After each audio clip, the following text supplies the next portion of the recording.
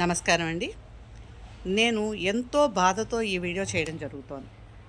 3 రోజుల క్రితం శ్రీకాకుళంలో వెంకటేశ్వర స్వామి ఆలయంలో భగవంతుడిని దర్శించుకోవడానికి వెళ్ళి కొంతమంది మృత్యువాత పడ్డారు. ఇలా గుళ్ళకి పర్వదినాల్లో గుళ్ళకి వెళ్ళి, పుష్కరాలకు వెళ్ళి, నదీ స్నానాలకు వెళ్ళి, జనాలతోటి తొక్కిసలాట జరిగి చాలామంది చాలాసార్లు ప్రాణాలు కోల్పోతున్నారు. పర్వదినాల్లో గుడికి వెళ్ళడం శ్రేయస్కరమే, కాదని అయితే నేను చెప్పను. కానీ అప్పుడు కూడా మనము మన సేఫ్టీ ప్లస్ ఎదుటి వాళ్ళ సేఫ్టీ కూడా చూసుకోవాలి.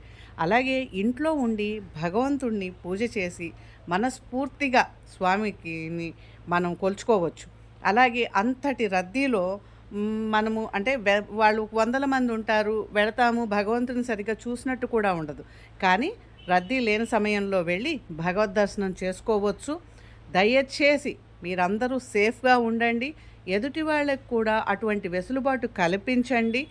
భగవంతుడిని మనం మన ఇంట్లో పర్వదినాల్లో కానీ ప్రతినిత్యం కానీ ముందు మన ఇంట్లో మనం పూజ చేసుకొని తర్వాత గుళ్ళకో లేకపోతే పుష్కరాలకో వాటికో వెళ్ళండి. పెద్దవాళ్ళని పిల్లల్ని తీసుకువెళ్ళి ఇబ్బందులకు గురి కాకండి. దయ ఉంచి మీ అందరికీ నేను చేతులెత్తి నమస్కరించి వేడుకుంటున్నాను. భగవంతుడు పర్వదినాల్లోనే గుళ్ళో ఉండడండి. ఇందుగలడందులేరని సందేహం వలదు చక్రి సర్వోపగతుండు ఎందెందు వెదకినా అందందే కలడు అని ఎప్పుడోనే చెప్పారు. భగవంతుడు ప్రతి చోట ఉన్నాడు. కాబట్టి ముందు మన ఇంట్లో మనం పూజ చేసుకుని తర్వాత భగవంతుడిని దర్శించండి.